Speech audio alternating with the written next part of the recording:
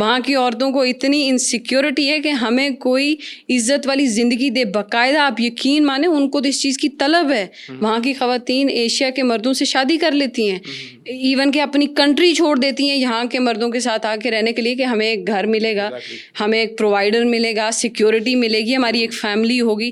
یہ بات تو کلیئر ہے ڈیٹا کے حساب سے کہ میں کل پرسوں اس بات کا ذکر کر رہی تھی کہ پاکستان میں دیکھیں, جس طرح میں نے ذکر کیا کہ ہماری اسٹیٹ ہمیں کچھ بھی پرووائڈ نہیں کرتی ہے. بہت گندے حالات ہیں. مجھے مردوں پہ یہاں پہ باقاعدہ ترس آتا ہے کہ یہ بیچارے کمانا چاہیں بھی تو اتنا نہیں کما پاتے ہیں کہ یہ اپنی فیملیز کو خوش رکھ سکیں.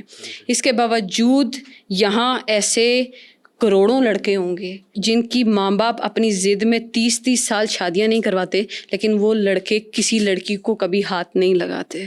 انہوں نے بہت تکلیف برداشت کی ہوگی, لیکن نہیں, کیونکہ سوسائٹی اور اسلام اور وہ سب چیزیں مل کے ایک طرح سے اجازت ہی نہیں دیتے, من ہی نہیں مانتا. بہت کم لوگ ہیں, بہت کم جو یہاں پہ بیرا روی کا شکار ہوتے ہیں اس معاملے میں. ورنہ میں نے بھی اسی معاشرے میں سر اٹھایا ہے, میں یہیں پہ بڑی ہوئی ہوں, میں نے اپنی زندگی گزاری ہے. آپ یقین مانیں کہ یہاں کا مرد بنسبت دنیا کے بہت بہتر ہے, بہت. میں ذکر کر رہی تھی کہ میں کبھی راستے میں گزری ہوں تو جب ہم راستے میں سے گزر رہے ہوتے ہیں, عورتیں ایک دو ہوں تو یہ ہمیں راستہ دے دیتے ہیں.